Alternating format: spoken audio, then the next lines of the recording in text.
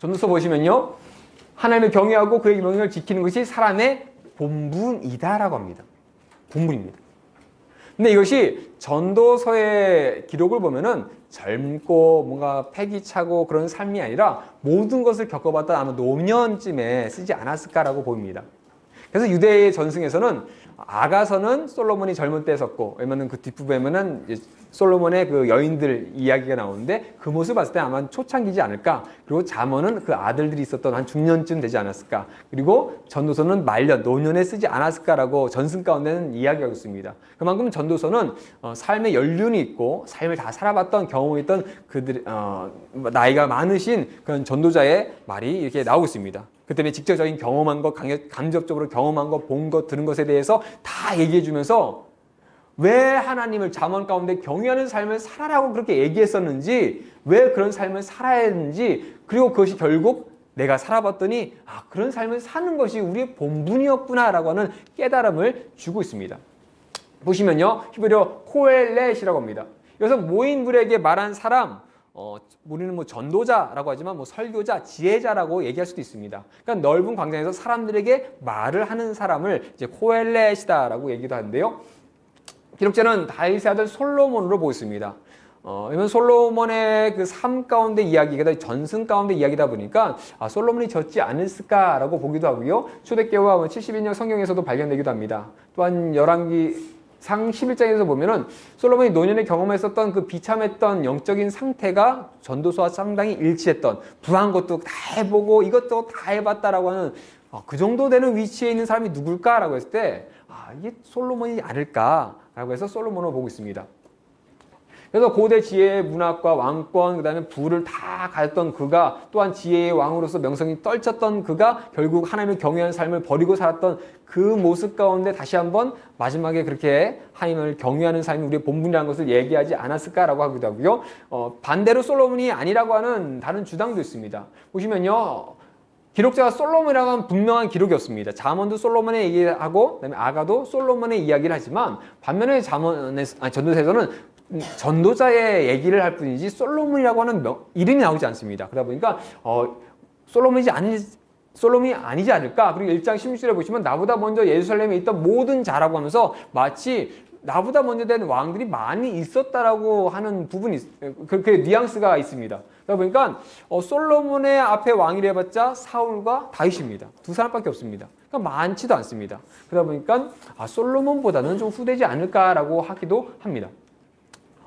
또한 전도서는 아람어로 많이 또 기록되어 있습니다. 그래서 바벨론 포로기 전후로 해서 비참했던 그 삶, 하나님을 떠났던 삶을 살았던 그들 삶의 모습에서 이런 전도서의 이야기가 나오지 않았을까라고 해서 그렇게 얘기도 하고요. 그래서 그렇게 보시는 분들은 이제 에스라 때 기록됐다라고 보기도 합니다. 또한 보시면은 전도자 머리말과 에필로그의 익명으로, 자신의 이름을 굳이 익명으로 기록했던 것으로 봤을 때는 솔로몬이 굳이 그렇게 왜 가명을 사용했을까라고 하는 의문을 하시면서 솔로몬이 짓지 않았을까라고 얘기하는 부분이 있습니다. 어쨌든 전통적으로는 솔로몬이 지었다라고 하고요. 배경을 보시면 기록자의 삶을 돌아보고 기록자의 경험을 기초로 한 인생론을 말하고 있습니다. 하나님을 떠난 삶의 허무함과 헛됨을 교훈하고 있습니다. 그래서 많이 전도서가 헛되다라고 하는 얘기를 많이 하다 보니까 많은 분들이 솔로몬 하면은 뭔가 허무주의를 얘기하지 않을까? 우리가 세상 가운데 아무리 배우고 누리고 다 해도 다 허무한데 그런 것을 얘기한다라고 좀 얼핏 얘기하시는 분이 있지만, 솔로몬이 얘기하는, 전도사가 얘기하는 그 허무한 것은 하나님을 떠난 삶에 대한 부분입니다. 그래서 전도서가 초반에는 허무한 삶이 이런 삶이었다, 내가 떠나서 다 해봤더니 허무했다라고 하는 경험을 얘기하고, 그렇기 때문에 어떻게 잠언에서 얘기했던 하나님을 경외하는 삶을 너희가 살아야 된다, 그것이 알고 보니까 우리가 해야 될 본분이었다는 걸 내가 깨달았다, 너희도 지켜라라고 얘기하는 부분이 있습니다. 단순히 허무한 얘기한 것이 아니라 허무한 하나님을 떠난 삶을 얘기하고, 그렇기 때문에 하나님을 경외하며 하나님의 뜻 가운데 살아가라고 하는 것이 바로 전도서가 얘기하는 부분이 있습니다. 기록전에는 기록자가 누군지에 따라서 좀 달라집니다. 그래서 솔로몬의 경우에는 BC 주전 935년경에 솔로몬의 그 말년에 지었을 거로 보고요. 솔로몬이 아닌 경우에는 BC 450년, 그래서 포로에서 돌아온 이후에 그들이 썼을 것으로 보기도 합니다. 다른 견해들은 교재에 보시면은 팁이 있으니까요. 참조해 주시고요. 기록 목적에는 전도자가 자신의 인생 경험을 기초한 인생론을 전하고 있습니다. 그래서 앞에는 하나님을 떠난 삶과 인생의 모든 것이 허무하고 헛됨에 대해서 얘기합니다. 그러니까 전제가 있습니다. 하나님을 떠난 삶입니다. 그것에 어떻게 헛된지에 대해서 자세하게 얘기하고 있습니다. 그러고 나서 그런 삶이 헛되니 오직 하나님 앞에 삶의 참 의미와 참 만족이 있음을 얘기하며 그렇게 살아라고 얘기하고 있습니다. 그리고 하나님을 경외하고 하나님의 지혜로 사는 것이 복이며 하나님의 심판 앞에서 후회하지 않기를 바라는 교훈도 얘기하고 있습니다. 그래서 첫째로 보시면 다윗의 아들 예루살렘 왕 전도자의 말씀이라 라면서 솔로몬의 이름이 거론한 것이 아니라 다윗의 아들인데 예루살렘 왕 전도자라고 자신을 소개하고 있습니다. 그리고 마지막에는 하나님은 모든 행위와 모든 은밀한 일을 선악간에 심판하시리라고 합니다. 즉 허무한 삶, 하나님을 떠난 삶에 대해서 얘기하고 하나님의 은혜 가운데 살아가는 삶이 이것이라고 얘기하면서 그 모든 행위 가운데 어떤 삶을 너희가 살 것이냐 결정해라. 그리고 너희가 그 은밀한 삶을 사는데 결국 하나님께서는 그 선악간, 너희가 하나님을 떠난 삶을 살 것인지 하나님 가운데 살아가는 삶을 살 것인지 보시고 그것을 심판하실 것이다. 그러니까 너희가 바른 삶을 살아가라라고 얘기하고 있습니다. 심판의 삶을 살 것인가? 하나님과 동행하는 삶을 살 것인가? 너희가 선택하면서 근데 내가 보니까 사람의 본분은 하나님을 경외하는 삶이었다라고 얘기했습니다.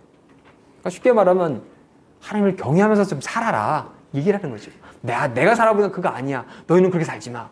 이것이 전도자가 얘기하는 부분이 있습니다. 그래서 전제복을 보시면요. 모든 것이 헛되다라고 하는 헛된 것에 대한 이야기를 12장 가운데 1절에서 6절까지 얘기하고 있고요. 그다음에 전도자의 교훈, 과연 우리가 어떻게 살아갈 것인가 모든 것을 봤더니 하나님의 손 안에 있는 것 그리고 우리에게 주는 교훈들 하나님 앞에 살아가는 그 경외하는 이유에 대해서 후반 7장부터 12장까지 얘기하고 있습니다.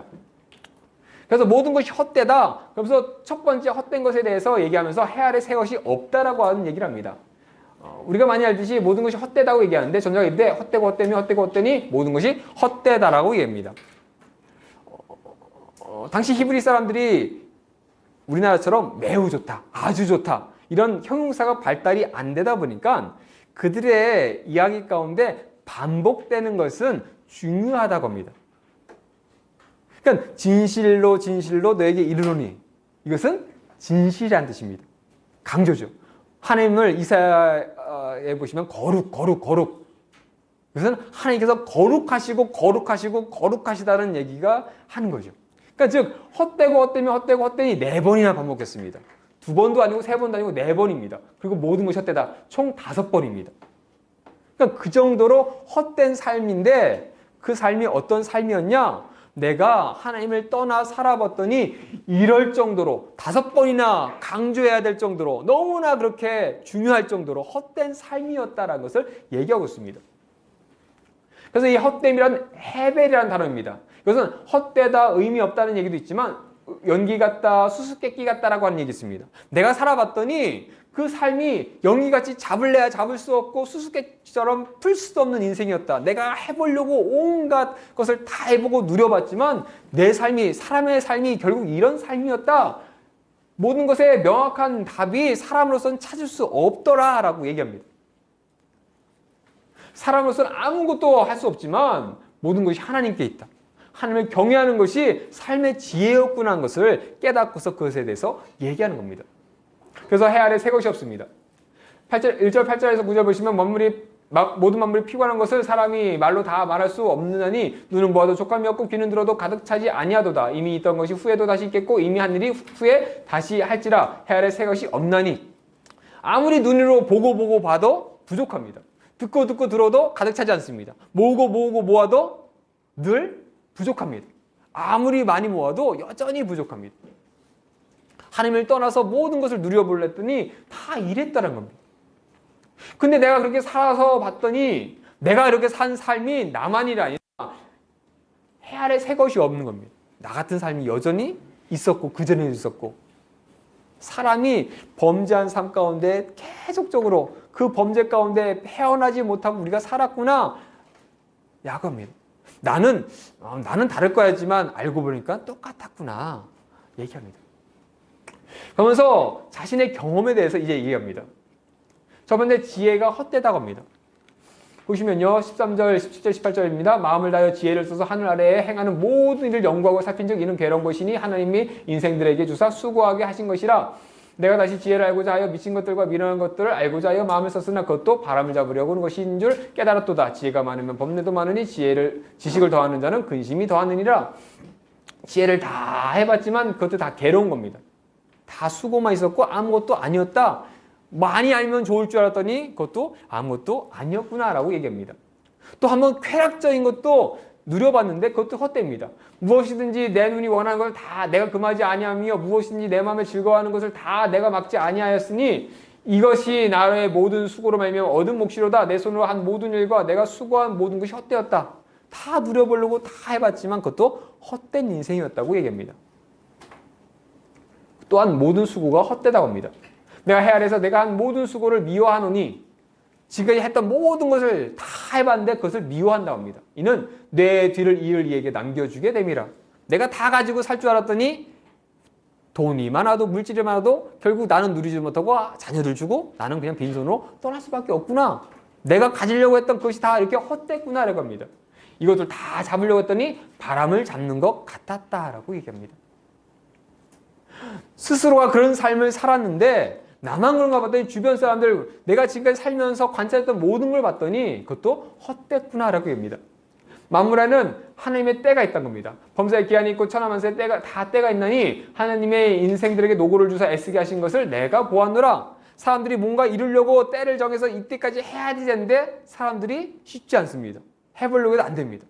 하나님께서 해주셔야 되는데 사람이 해보려고 하고 해도 아무리 애쓰고 해봐도 아무것도 아닌 헛된 인생이 되었구나라고 합니다. 그러니까 하나님이 모든 것을 지으시되 때를 따라 아름답게 하셨고 또 사람들에게 영혼을 삼하는 마음을 주셨느니라. 그러나 하나님이 하신 일에 시종의 사람에 측량할 수 없게 하셨도다.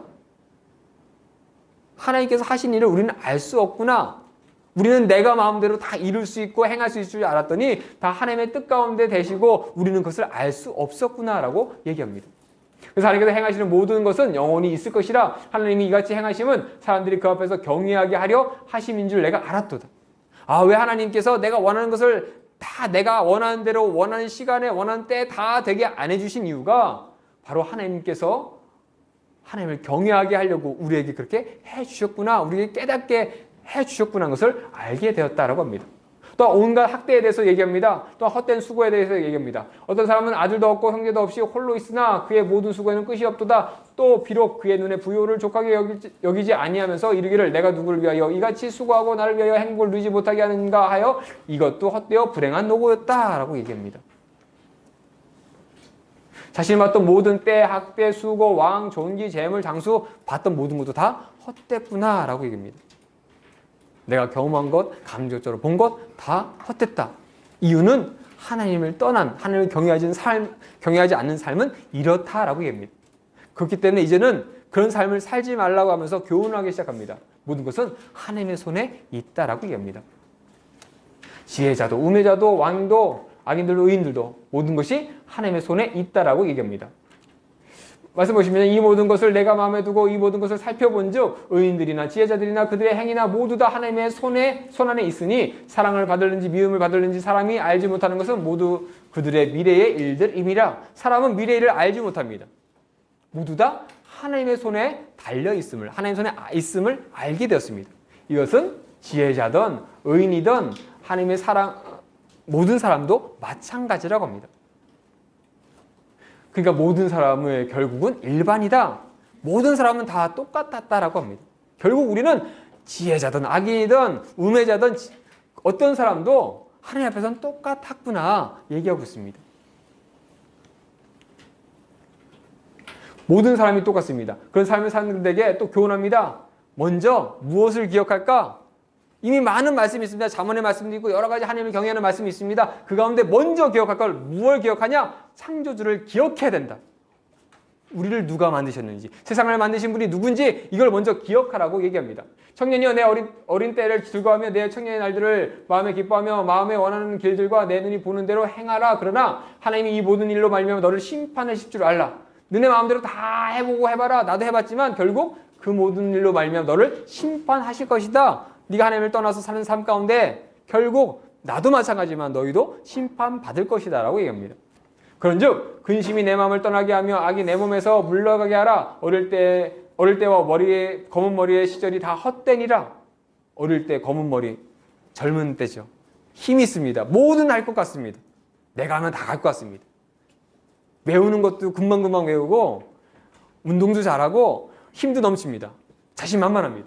그런데 그 시절이 다 그렇게 살아가는 것, 하나님을 경외하며 사는 삶이 아니라 하나님을 떠난 삶, 그런 삶 가운데 그래 젊은 것 자랑하고 힘 있는 것 자랑하고 지혜 있는 것 자랑하고 그런 거 자랑해봤자 다 헛되다. 그런 삶 살지 마라. 결국 나도 살아봤지만 하나님은 그것 때문에 너 심판하신다. 그러니 하나님을 기억해야 된다라고 얘기합니다. 그 모든 것을 보면서 과연 우리가 어떤 삶을 살아야 되는 것인가? 사람이 과연 무엇이 본분이었는가? 물질을 얻는 것, 왕권을 지키는 것, 부한 것, 자녀가 잘 되는 것, 그것이 아니었구나. 바로 사람의 본분은 하나님을 경외하는 것이었구나. 그것에 대해서 얘기합니다. 이래 결국을 다 들었으니, 너희가 다 들었으니, 내가 지금 살았던 모든 얘기 다 듣고 주변에 있는 사람들 모든 얘기 다 듣고 세상의 모든 얘기를 다 내가 얘기했는데 다 듣고 나서 보니 하나님을 경외하고 그의 명령을 지킬지어다. 이것이 사람의 본분이라. 세상 가운데 하나님을 경외하는 삶의 삶도 있었을 겁니다. 전도자처럼 하나님을 떠난 삶의 삶을 산 사람도 있을 겁니다. 그 모든 것을 다 보면서 들으면서 경험하면서 봤더니 그 모든 것이 결국 하나님을 경외하고 그 명령을 지키면서 살아가는 것이 우리의 본분이었구나. 내가 이걸 몰랐구나. 그래서 그렇게 헛된 1장부터 6장까지 얘기하는 그 헛된 삶을 살았고 헛된 경험을 했구나 얘기합니다. 그리고 최종적으로 하나님께서는 그 모든 행위들, 모든 은밀한 일들 그 가운데서 선악간에 심판하신다. 너희가 하나님을 경외하는 삶을 살거나 경외하지 않는 삶을 살거나 그 삶을 살 때 결국 그 너의 행동으로 너의 모습으로 선악간에 심판하실 것이다. 하나님께서 하신다. 그것을 기억하라는 겁니다. 심판받을 것인지 구원받을 것인지 하나님의 백성으로 살 것인지 세상 가운데 심판받을 백성으로 살 것인지 이것을 선택하라고 합니다. 그것을 기억하라고 합니다. 세상을 만드신 하나님께서 또한 우리도 심판하실 것을 기억하면서 과연 우리가 어떻게 살아가야 되는지 이 본분을 바르게 깨닫고 알고 살아가라고 얘기합니다. 전도는 시작하면서 헛된 인생에 대해서 이야기합니다. 그 헛된 인생은 여호와를 경외하지 않는 여호와를 떠난 그 죄된 우리가 역사서를 보면서 예언서를 보면서 봤던 그 헛된 인생을 사는 사람 그 삶의 모습은 헛된 삶이었다라고 얘기합니다. 하나님께서는 세상에 있고 세상에 인도하시는데 여전히 그 인생들은 하나님을 경외하지 않는 인생을 살고 있습니다. 그것은 헛된 인생입니다. 결국 하나님께 심판받는 인생입니다. 그러니까 한 번 사는 인생 가운데 어떤 삶을 살아야 되는지 하나님께서 우리에게 주신 본분을 지킬 것인지 말 것인지 전도자는 지키라고 합니다. 어떻게 하든 지켜라. 그것이 우리가 바르게 사는 길이다라고 합니다.